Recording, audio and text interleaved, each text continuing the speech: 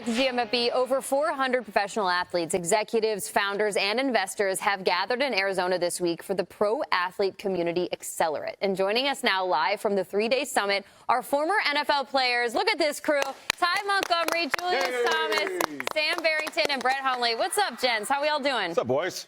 So what's going on? What's happening? Awesome to see you. Ty, we just had Jason and Devin McCourty on earlier, and they were speaking with us about why they got involved in PAC right after they were done playing. But can you tell us from your perspective what the benefits of being a part of this community, but specifically this summit and this week working together is like?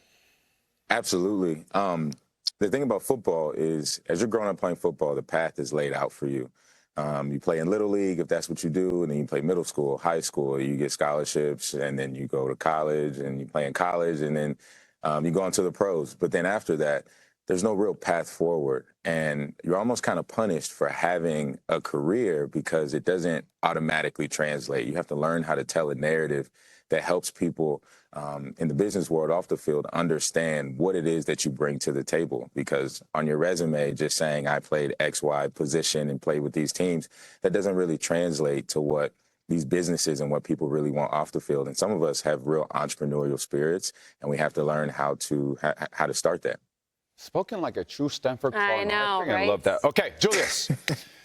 When we found out that you were coming on the show yesterday, the producers asked me, have you ever played against Julius Thomas? I was like, yeah, I played against him. He's like, do you remember a play? And I said, as a matter of fact, he scored on me my rookie year in Qualcomm Stadium. Oh. I was in quarters coverage. Julius catches this ball and runs down the sideline. Julius, do you remember this play, bro? What are your recollections about those matchups against the Chargers over there? Hey, don't look at me that way, Zach. Yeah. Don't look at me that way. Well, number one, man, it's good seeing you again. You too, brother. Yes, I actually do remember that play because, you know, when you're a tight end, you're like me, we don't get the ball in enough space.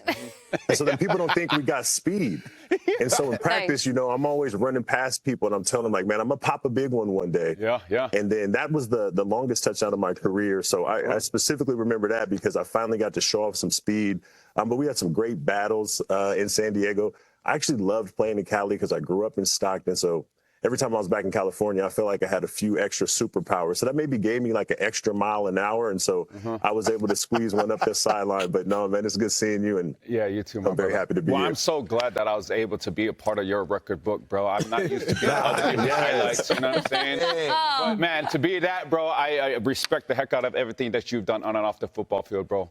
Good to have you here. Thanks, man. I respect what you've done as well. Appreciate it, brother. Julius threw some shade at him. No, he didn't. He said he was back in California. He got an extra speed. He said it was good seeing you again, man. So you I didn't wave this time. I didn't wave this time.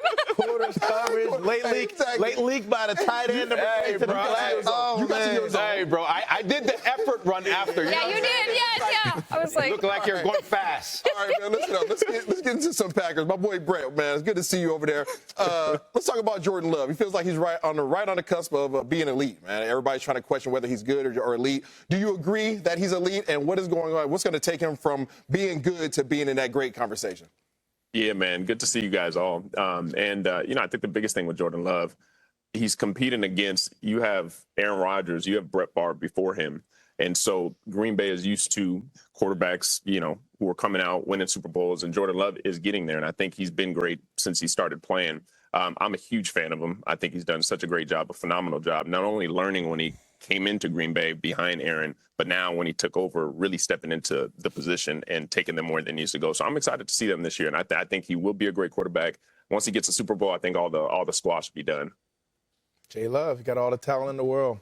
Hey, Sam, man, I want to talk to you, brother. We're less than a month away from the NFL draft.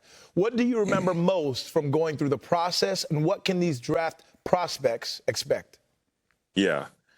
I mean, it seems so long ago. I mean, here it is, 2026, and I retired 2018. And I've been running my company, Skyler McCrane and Riggin. I tell people I'm more of a construction guy than I am an athlete, but they still want to consider me an athlete.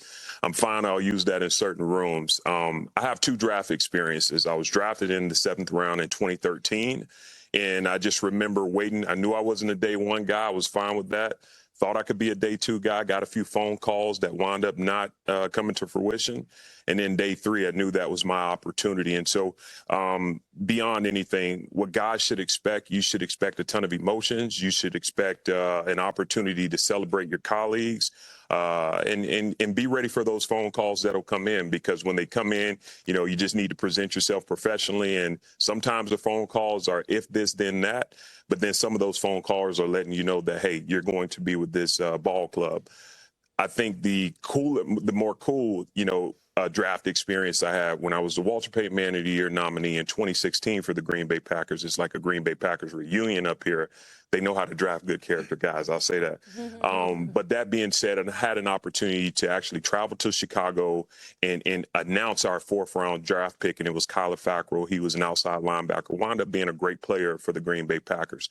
But that experience, actually not being a day 1 guy, not having the opportunity to travel to the draft during my playing days or my draft experience, just getting there, seeing the glitz of the glamour, being around some of the guys who are now household names as a result of their playing career, and just watching guys' lives being changed in real time. It was a pretty special experience. So beyond anything, just live in the moment, allow the moment to come to you, don't chase it. And at the end of the day, all that matters is an opportunity. And once you get that opportunity, just take it and run with it. You can be a 7th-round guy sitting on Good Morning Football 15 years later. Sam, you say you call yourself an athlete in certain rooms still, which we appreciate, but you said you have a construction company. What are you building these days? Let's shine a light on what you're doing. Well, I'm building a ton of things. The 2 projects I'm going to brag about, I got both my undergrad degree and my graduate degree, thanks to the NFLPA, the scholarship that they gave me after I was finished playing. Wow. I got both of those degrees at the University of South Florida. Go Bulls. We're building the football stadium on campus right now, the same football stadium that they talked to me about while I was being recruited back in 2008. So that's a special one. But the one I'm going to really brag about, we're working for Elon Musk at SpaceX right now. And so those twins, those scissors that catch the rockets as they land over in Florida at Cape Canaveral, we're having an opportunity to build that with a steel erection client. It's an amazing experience, and I'm just having a great time after football.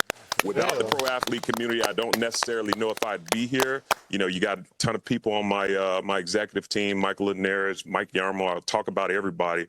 But the opportunity to be doing this and seeing these projects happen in real time is a pretty special experience. I'm kind of jealous of the construction community because you would be excellent on television, Sam. Ty, I will bounce back to you. 9 years in the NFL as a great pass catcher, very versatile, played for a handful of teams, but 2 of which you overlapped with are the Packers and the Saints, which meant that you played with both Aaron Rodgers and Drew Brees. We constantly talk about how we want these young quarterbacks to develop and become great. Is there a characteristic or 2 that you can pull from both of those quarterbacks that you define as like that is the true difference maker when you played with those 2? Instantly, the first thing that comes to mind is consistency and discipline when nobody is watching. And by discipline, what I mean is doing what has to be done the way it has to be done and doing it that way all the time. And watching both Aaron and Drew show up when nobody else is watching was just like an experience that taught me something as a player who's not even a quarterback. But for young quarterbacks, you have to be willing to do what everybody else isn't. And that's the boring, mundane things that seem like you shouldn't have to do it because, I've already looked at this play enough times. I've already seen the film. I've already studied this. It has to get to the point to where you know it without even thinking, and it does become muscle memory. Ty, I'm gonna go down the line real quick, guys. We only have a couple of minutes left, but I wanted to ask you guys, was there something else that you wanted to be when you were young besides being a football player? For me, I thought I was going to be a pilot. Ty, I'll start with you. Was there something else, another career that you thought when you were little that you want to do besides football? Oh, man. I wanted to be a sports scientist, specifically a biomechanical engineer. Just throw that out there, huh? And I want to be honest. Like, listen, I'll lie for you before I lie to you.